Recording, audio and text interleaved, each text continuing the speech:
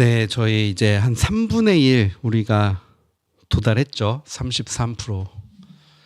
우리가 40일 작정했는데 지금 13일째. 이야. 40일째는 과연 어떤 축제가 벌어질지 기대가 됩니다.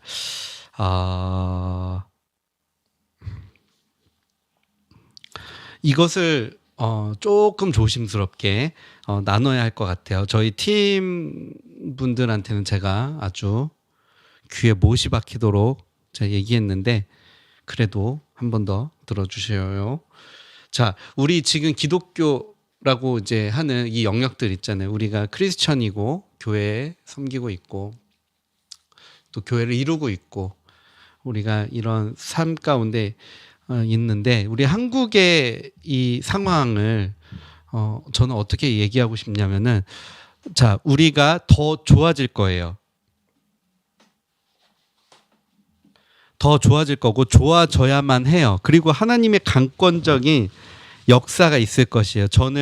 제가 15년 전부터 15년 전에 주님의 부르심을 받고 원래 직장 생활을 하다가 이제 사역자로 이제 나오게 되었는데 그때 주님이 저를 부르셨을 때 내가 한국에 큰 부흥을 주리라 약속을 하셨습니다.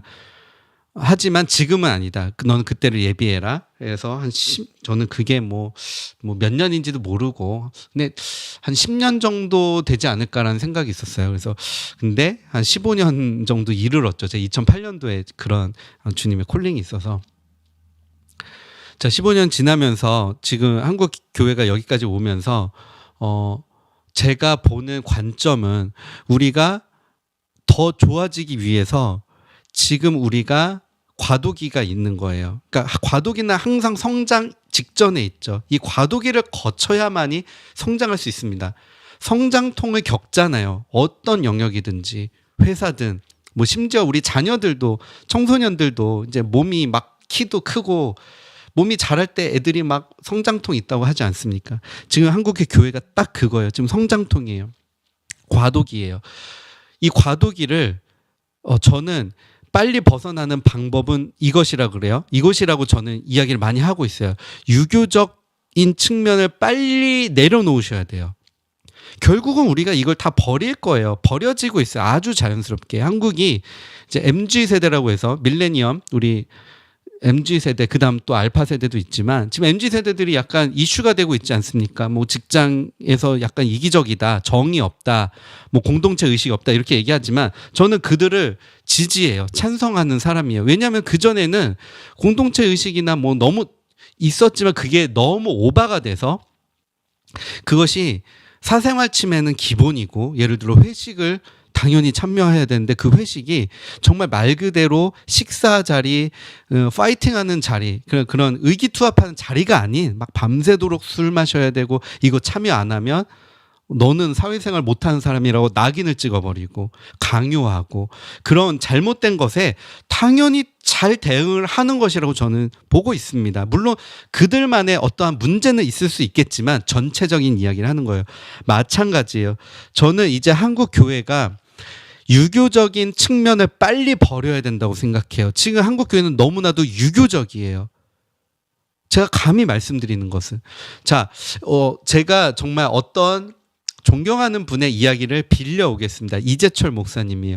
이재철 목사님이 어제 저희 팀 모임할 때 한참 얘기했는데 이재철 목사님이 유튜브에 보시면은 그런 이야기가 있어요.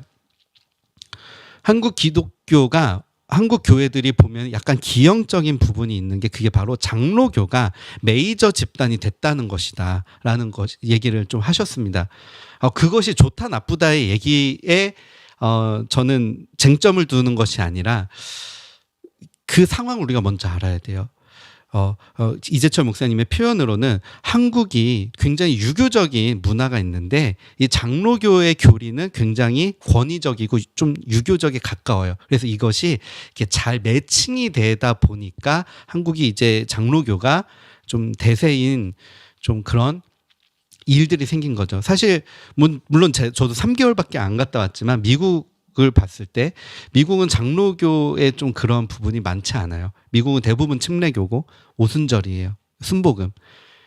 오히려 장로교가 군소교단이라고 할 수 있겠습니다.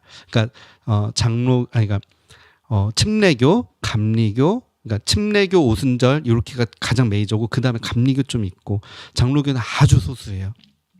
근데 왜 장로교가 한국에서는 저는 어렸을 때 되게 많이 들었던 이야기가 누군가가 어떤 예수님을 이렇게 전도해가지고 예수님을 영접시키고 영접기도도 했어요. 뭐 사형리를 했든 어떻게 영접기도 했어요. 그러면 교회를 연결시켜줘야 될 거 아닙니까? 가장 많이 들은 얘기가 뭐 어떤 교회든 상관없는데 장로교로 가십시오. 뭐 이렇게 보통 이렇게 교회를 이렇게 연계한다고 제가 이제 얘기를 많이 들었어요. 자, 다른 이야기가 아니라 한국은 장로교에서 벗어나면은 되게 조금 힘들어하는 경향이 있습니다. 저 역시 마찬가지였고 미국을 갔다 와서 미국을 갔다 왔다가 중요한 게 아니라 베델교회를 갔다 와서 그래요. 베델처치 빌 존슨 목사님의 베델교회에 가니 제가 알던 신앙이랑 좀 많이 모습이 다른 거예요. 모양이 좀 많이 달랐어요. 같은 하나님, 성부, 성자, 성령, 삼위일체 하나님을 동일한 여호와, 예수 그리스도, 성령님을 우리가 섬기지만 다 같은 분이니까 삼위일체. 그리고 저는 횃불 트리니티에서 신학까지 했지 않습니까? 그럼에도 불구하고 갔는데 뭐가 좀 다른 거 이래도 되나 싶은 그런 측면이 많이 있었어요. 자, 다시 저의 이야기로 돌아오자면 무슨 얘기냐? 여러분, 우리가 여태까지 정립되었던 그 신학들이 있으실 거예요. 각자만의 그 믿음에 이거구나, 저건 저거구나가 있으실 거예요. 예배는 이렇게 드려야 되는구나. 기도는 이렇게 해야 되는구나. 하나님은 이런 분이시구나가 있을 겁니다. 하지만 그것을 제가 여러분에게 너 다 틀렸어, 다 당장 바꿔야 돼 이런 얘기를 하는 게 아니에요. 주님을 만나면서 계속 하나하나가 더 주님과 가까워진다는 것이에요. 근데 이 과정 속에서 어떤 대립이 생기냐면은 그동안 내가 알고 있었던 하나님과 오늘 새롭게 만난 하나님, 이 두 가지의 약간 충돌이 일어날 수가 있어요. 근데 여기서 결과는 다릅니다. 어떤 것을 선택하느냐에 따라서 결과가 좀 달라져요. 예를 들어서 오늘 기도 가운데 주님이 어떠한 마음을 주셨어요? 어떠한 그런 주님이 하시는 일들이 있어요. 근데 예배는 이런 건데, 기도는 이런 건데, 하나님은 이런 건데, 이거는 아닌데, 이렇게 가시면은 변화하기는 어렵습니다. 제가 여러분에게 이렇게 좀 감히 제안하고 싶은 거는 좀 더 성령님을 의지하셔야 돼요. 더 의지하셔야 돼요. 우리가 알던 만큼보다 이상으로 성령님을 더 의지하셔야 돼요. 그리고 많은 사람들이 걱정하세요. 이게 내 생각으로 인한 것인가? 혹은 내가 이게 성령님인 줄 알고 이렇게 했더니 근데 막상 보니까 아니었다. 내 생각이었다. 예를 들어 기도를 하는데 내가 이게 주님이 바라시는 일인 줄 알고 이렇게 했는데 기도도 했고 이렇게 했는데 실상 그게 아니었더라. 그러면 어떡하냐? 라는 측면, 걱정으로 인하여서 그렇게 하지 못하실 수가 있어요. 근데 제가 하는 제안은 괜찮아요. 성령님이 우리를 꽉 붙잡으시고 성령님이 우리를 도우신다는 그 전제가 있으니까 가능합니다. 이거는 예수 그리스도를 믿는 모두에게 공통된 점이에요. 그래서 어떠한 신앙 교육이나 그 어떠한 물론 좋은 신앙 교육이 있으면 참 좋은 일이죠. 그리고 뭐 정말 좋은 예배, 좋은 주님의 가르침, 그러니까 주님이 우리에게 주시는 사람을 통해, 목사님들을 통해, 어떤 사역자를 통해 우리에게 주시는 가르침에서 이게 좀 빠를 뿐이죠. 하지만 궁극적으로는 그것이 있으면 있는 대로 좋은 거고 없으면 없을지라도 우리에게 성령님이 임재하시기 때문에 성령의 감동이 있을 것이고 성령님의 우리에게 주시는 것이 있기 때문에 염려하지 않으시고 성령님을 따르시라고 저는 말씀을 드립니다. 많은 사역자들이 이렇게 이야기를 해요. 자기도 틀릴 때가 있고 넘어질 때가 있었지만 결과적으로 큰 그림을 보자면 주님을 따라갈 수가 갔더니 이게 더 주님과 가까워지게 갔더라. 그러면 이 반대의 측면, 제가 지금 케이스를 얘기한 거죠. 우리가 해야 될 케이스를 얘기했다면, 반대의 케이스는 내가 이렇게 기도하면 하나님이 아니라고 하실까봐 내가 기도를 이렇게 못하겠어. 내가 이게 무언가 성령에 의지하고 하고 싶지만 그게 틀릴까봐 못하겠어 라고 하시면은, 그건 정말 어린아이가 걸음마를 시도도 못하는 거랑 똑같아요. 애들이 일어섰다 넘어졌다 하다가 걷는 거 아닙니까? 괜찮아요. 우리는 성령의 바운더리 안에만 계시면 돼요. 제가 이야기하는 게 좀 전제가 필요해요. 그런 것들을 하시려면 정말 기도에 힘쓰셔야 돼요. 좀 종교적인 그런 기도가 아니라 정말 우리가 주님과 함께 할 수 있는, 정말 주님을 추구하는 그런 기도의 자리에 계신다면 당연히 그것이 전혀 문제가 되지 않습니다. 제가 날마다 기도할 때마다 정말 간절하게 외치는 바람은 성령님의 초대예요. 성령님 오시옵소서. 주님이 말씀하셨잖아요. 부르면 나 간다. 예수님이 말씀하셨잖아요. 어찌 아들이 빵을 달라, 떡을 달라 하면 돌을 주겠냐. 우리 성령님을 내가 너희에게 보낸다. 너희가 부르면 이건 당연히 되는 것이다라고 말씀하셨기 때문에 우리가 성령님을 초청하고, 우리가 거기서 당연히 성령님 오실 수밖에 없어요. 우리가 마음을 열어드렸기 때문에. 그렇기 때문에 우리가 이 성령님 안에 존재한다면 이제는 그 유교적인 기독교를 다 버리실 수 있어요. 그래서 이거는 약간 제가 조금 조심스럽지만, 목사님만이 할 수 있는 일들을 조금 이해를 달리 하셔야 돼요. 우리 다 꼭 목사님들만 성찬 집례할 수 있고 축도 해줄 수 있고 안수기도 해줄 수 있는 게 절대 아닙니다. 예수를 믿는 모든 자가 다 그거를 할 수 있어요. 행할 수 있어요. 단지 그들은 그냥 교회에 그런 직임을 받은 자들이지, 그들이 특별하고 특별한 기름 부으심을 받아가지고 주의 종이 돼가지고 이렇게 하는 그게 아닙니다. 우리가 그런 유교적인 걸 다 버리셔야 돼요. 구분된 거. 구별됐다고 하면 조금 그렇고, 구분됐다고 저는 얘기하는데 아니에요. 절대 아니에요. 여러분, 주님이 한국에 이제 부흥을 주실 건데 부흥이 다시 임하잖아요. 그러면은 목사, 장로 이런 거 아마 없어질 겁니다. 그러니까 물론 교회에서 리더로 세운 자는 있겠죠. 근데 그런 우리가 기존에 알고 있던 그런 권위적인 것들은 없어질 거예요. 그리고 이렇게 해야 된다, 저렇게 해야 된다. 그러니까 이 장로교가 생각보다 굉장히 카톨릭에 가까워요. 우리 장로교 좀 이렇게 지역교회나 이게 뭐라 그러죠? 좀 이렇게 예배의 형식을 좀 가지고 이렇게 하는데 보면은 이제 막 예배 순서가 있겠잖아요. 막 교동문도 하고 성가대 찬양도 하고, 물론 그것을 제가 반대하는 게 절대 아니에요. 이게 그런 순서들이, 여러분 성당의 미사를 보면 미사도 막 순서가 있잖아요. 이렇게 하잖아요. 그 어떠한 형식에 따라서 집례를 하는 그런 것들이 많잖아요. 장로교가 특히 그런 것이 좀 많아요. 오순절은 좀 자유롭게 예배하죠. 찬양했다, 기도했다, 설교했다, 또 찬양했다, 기도했다. 맘대로 성령의 은혜 안에서 마음대로 우리 자유롭게 마음대로 하는 거죠.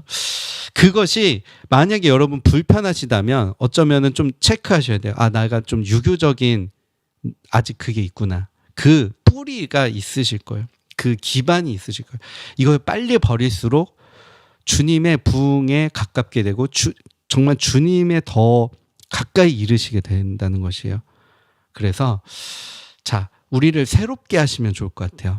기도로서 날마다 새롭게 하세요. 이것은 그냥 참고하실 만한 내용이고, 궁극적인 쟁점은 우리가 기도로서 성령님으로 우리가 채워지면, 성령이 충만케 되고 은혜가 채워지면 우리가 기존에 알던 것과는 좀 다른 주님의 일들이 일어날 겁니다. 그때 그것을 반드시 취하세요. 맞고 틀리고에 너무 집착하지 마세요. 맞고 틀리고에 집착을 하는 것은 바리새인의 영입니다. 종교의 영입니다. 이렇게 하면 되냐 안 되냐 내려놓으세요. 하나님의 관점만 보세요. 하나님이 나를 어떻게 생각하시나? 하나님이 안 된다고 하실까? 된다고 하실까? 이거는 좋은 거예요. 근데 그것마저도 내려놓으셔도 좋아요. 하나님이 그렇게 여러분 부모가 자녀에게 물론 가르치죠. 그렇게 하면 돼, 하면 안 돼를 가르치지만 그 영역이 생각보다 많지는 않을 겁니다. 딱 그 아이의 자라는 그 때에 맞는 그 그냥 그 교육을 해주겠지만 그보다 더 많은 영역은 사랑의 영역이잖아요. 자녀를 대할 때. 맞잖아요. 훈계를 24시간 합니까? 12시간 합니까? 10시간 합니까? 안 해요. 얼마나 많은 부분이 훈계입니까? 아니에요. 자녀를 키울 때 진짜 거의 한 90% 이상은 온전한 사랑으로 대해주다가 얘가 정말 이거는 내가 얘기해줘야겠네? 그 정도이기 때문에 저는 무엇을 얘기하고 싶냐. 주님 앞에 사랑과 은혜와 그런 그 교제로 나아가야지 맨날 주님 앞에 가가지고 주님 이것이 옳으니까 이렇게 얘기하면 바리새인의 말투죠. 예수 이게 맞냐? 가이사에게 이거 바치는 게 맞냐? 안식일에 고치는 거 맞냐? 틀리냐? 너 이거 이렇게 우리가 안 갔으면 좋겠습니다. 자, 저희 자 3분의 1을 왔기 때문에 3분의 1의 지점이기 때문에 이제는 주님이 엄청 여기까지도 되게 이제 주님이 그렇게 하시잖아요. 이렇게 뭐 좀 이렇게 어떻게 좀 적극적으로 하시는데 제가 보는 바로는 물론 주님이 어떻게 인도하실지 우리가 다 알 수 없으나 이제 3분의 2 지점으로 넘어가면서 주님이 엄청나게 다루실 거예요. 우리 삶을 다루실 거고 이거 하나는 제가 꼭 공지를 드릴게요. 지금 제가 가는 곳마다 문제가 생기고 있어요. 어떤 문제? 영상 방송에 문제가 생겨서 어제 저녁 기도에 스트리밍 못했어요. 컴퓨터가 부팅이 안 되더라고요. 또 그저께는 뭐 열쇠를 안 가져오질 않나. 제가 그런 사람이야. 저 정말 생각보다 옛날에는 되게 덤벙덤벙 됐는데 사역을 하면서 철저하게 훈련이 돼가지고 엄청 다 챙깁니다. 거의 뭐 필요 없는 것까지 다 꼼꼼하게 챙기는 사람이 됐어요.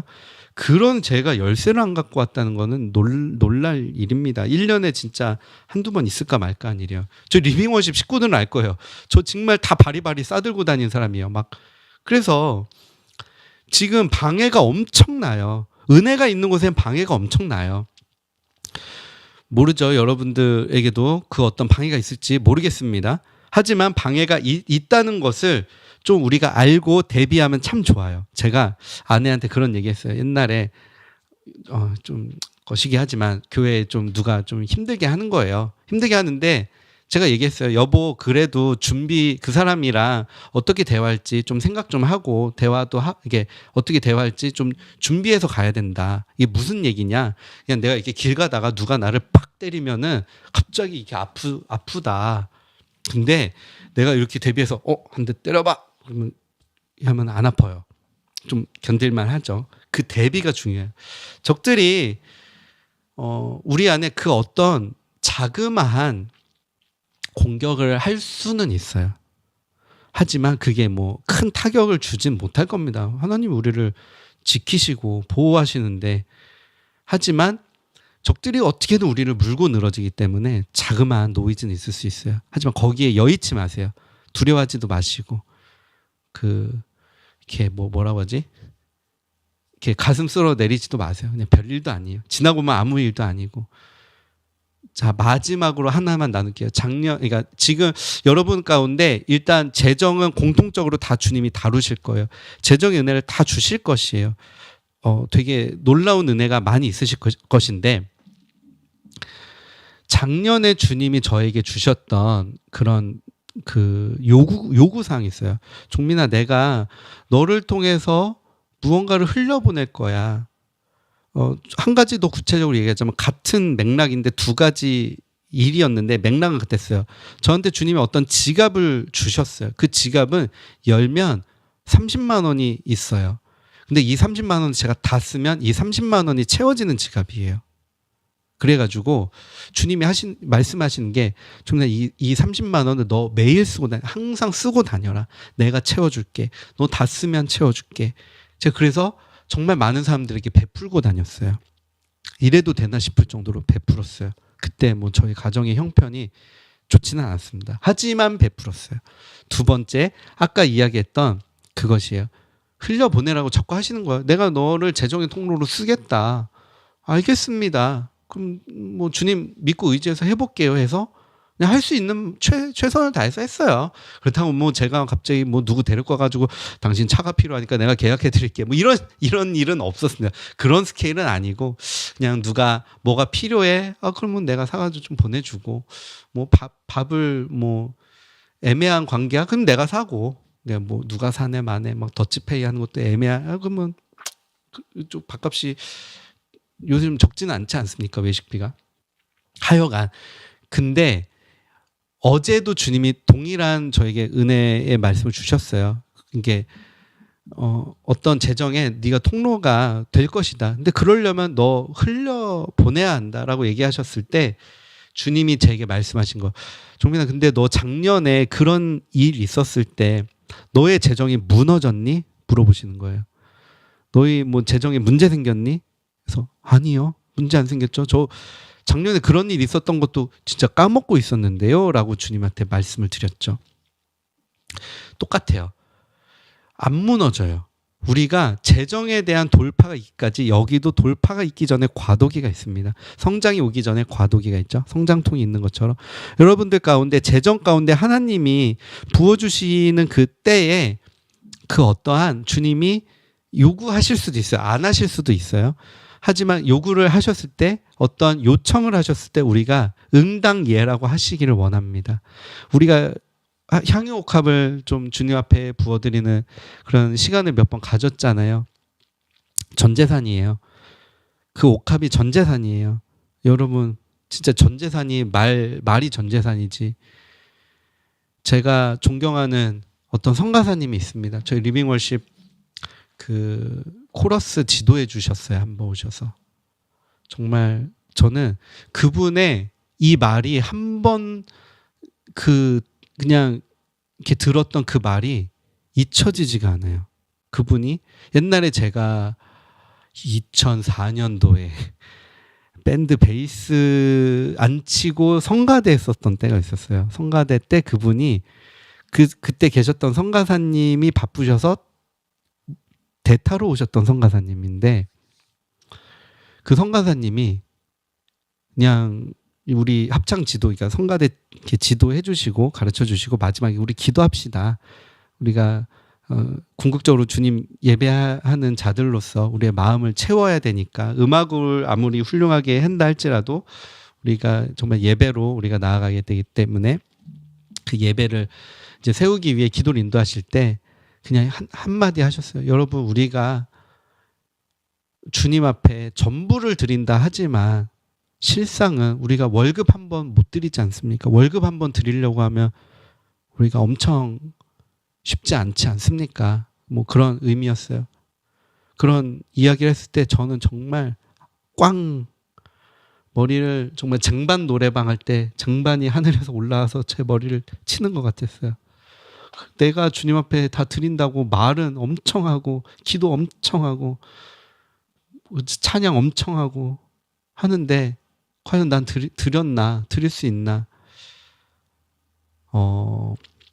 자, 정리를 하자면 그렇다고 찬양하지 말라고 가면 이거는 참 안 되고요.